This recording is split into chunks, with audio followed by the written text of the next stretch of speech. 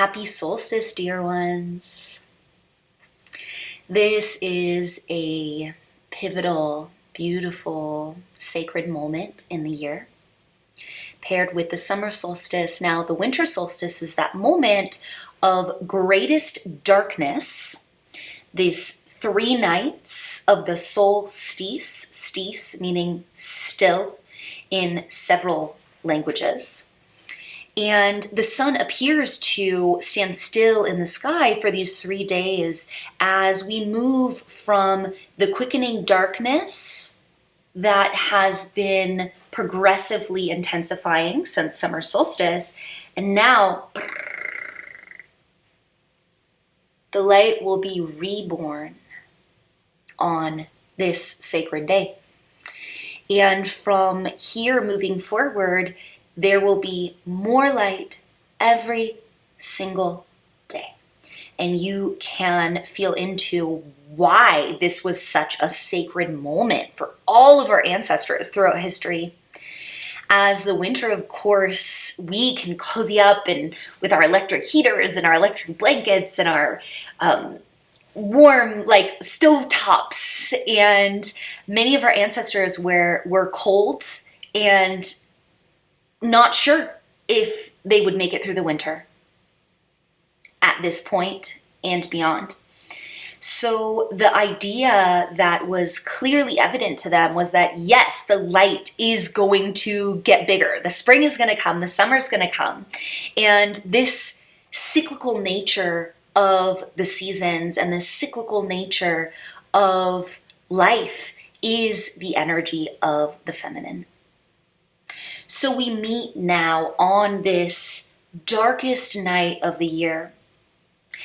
And often the way that solstice is referenced is that it is a rebirth. And of course it is. It is the rebirth of the sun, S-U-N, which of course became the transition from the very organic indigenous holiday of solstice celebrated in every culture throughout history to the rebirth of the sun, S-O-N, in Christianity, which became Christmas. Not only is the virgin birth of Mary, of Jesus by Mary, the return of the sun, but this is also mirrored in many cultures throughout the world, including Net giving birth to Ra in Egypt, Isis giving birth to Horus, and many deities that have been associated with this rebirth, this return of the light that comes from this great moment of conception. So winter solstice is actually, when we look at the wheel of the year, it is actually that moment when the light, the dark half of the year meets the light half of the year. And the pregnant pause, the stillness, the spaciousness of the womb is implanted by the masculine principle, by the sun. So it is this space where light meets dark, masculine meets feminine, sun meets moon, and there is a conception that occurs. And while we're talking about the wheel of the year, we can also always want to be conscious of how the wheel of the year maps onto all the wheels of all life, because all life is this circular wisdom, this circular pattern that we can trust and cultivate faith in big part by honoring and acknowledging these sacred holy days. And if we were to map the wheel of the moon onto the wheel of the year, then we would be right here at the new moon. We'd be at that moment where the dark meets the birth of the light, and yet it's still going to be dark for a while, right? And if we were to map our blood cycle onto this space, it would be like the moment the blood comes, which for me is always like that moment of redemption. I'm like, yes, it's coming. Thank you. A little relief, but also dive into the temple. I mean, it's the moment of greatest potency of the entire hormonal cycle, right? Is the moment of this deep drop in. And so making that connection with the mother is that, of course, the mythology of the Immaculate Birth is present throughout cultures, and most commonly in the West as the Great Mother Mary. And the energy of Mother Mary, the reason why it makes sense, it made sense not only from a political perspective to place Christmas here, but also just from a mythological perspective, is because the emptying out of the womb space that we've been doing since Samhain, so that like clearing, cleansing, like reviewing the year, like seeing the shadow, like kind of like dissecting the shadow and kind of pulling things from the underworld and looking at the underworld and being in the underworld, like that's exactly where, that's exactly this process that allows for the rebirth. So if we drop into Mother Mary, really, she had to clear her womb in order to be open to receive the gift of the seed from the universe as the first mother, let's even say. Like, in order for Shakti to even give birth to any form, right? Like she had to be an open, clear vessel in order to receive. Her womb had to be available. And so this process of solstice is very much a process of cleansing. It is a process of clearing. It is a process of allowing stillness and trusting, cultivating a sense of surrender, faith, trust that the light will come again. Whether, of course, that's that winter will end. And of course, that's if you're in a dark phase of your life, which we will go through again and again, potentially every month, maybe even every day, these underworld journeys that come again and again, these great lessons of Samhain, that the light will come again, and we must be in that space of trust. We must do all we can to cultivate that sense of trust and faith and clearing out and cleansing of like outdated patterns, thoughts, habits, and ideas that and really cultural patterning in order to be an open vessel for what wants to move through us, what wants to be reborn through us. And that is not something we can dictate. So that's a big part of solstice, is like, yeah, it's great to set intentions, and we do it every new moon, and we will continue to be anchored deeply into that practice. And it is, it takes clearing out in order to invite in the new. And this is an imperative element of manifestation that often gets like missed in the manifestation conversations. And we really must create space in order to receive. This is the feminine principle, and this is what is often missing in our hyper-masculine world.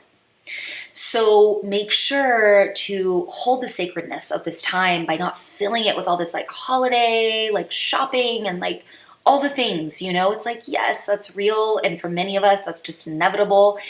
And how can you be really clear about, more than any other time of the year, carving out spaces of stillness, of center, spaces to really honor that nighttime ritual, spaces to just find pockets of rest and naps. And so often this concept of rebirth is really what is emphasized, but that is not actually fully accurate for the way the wheel of the year works, because this moment is the moment when the seed for new life is planted, but we won't actually see the fruits of that seed born until spring. So from this point, we have 6 weeks until Imbolc, meaning lamb's milk, this moment where there is a rebirth of the animals and the plants, and we start to see, little signs of little sprouts peeking up from the snow. And this moment is that sacred conception that gestates for what would be in the human body 9 months, but what is in Gaia's body 6 weeks. And then we have the birth at Imbolc, which leads to the growth into spring equinox of this young maiden. And then of course the maiden grows into Beltane, becoming the sensual, sexual lover, and then grows into summer solstice and beyond as the warrior, and then moving into the harvest of the mother, and then just finding that peak of power with the witch and the enchantress, ultimately back into winter with the energy of the crone that we are so saturated with right now. So blessed to be saturated with this wisdom, this peak moment of the year where all the fruits of the year are concentrated into this moment of deep wisdom, possibility, and potential and hope. And while the celebration of the sun is often emphasized at this time, which is beautiful, awesome, heck yeah. Get your sun salutations on, worship the sun. It's coming back, it's returning. And even more potent and powerful is the thread of the mother at this moment. In 6 months, we'll hit the summer solstice, and that is definitely the peak of the masculine of the year. It is like the upright cock of the year, right? But we're in the womb space right now. And the night before solstice is called Mother Night because it is the womb of the mother in which the new year is born. It is the womb of Gaia in which this new cycle we will all experience together, the plants, the animals, the humans, in which that year is gestated. So Mother Night is this recognition that it is from the feminine principle that all life arises. Even in the birth, or once the seed is implanted in the egg, all beings start as female.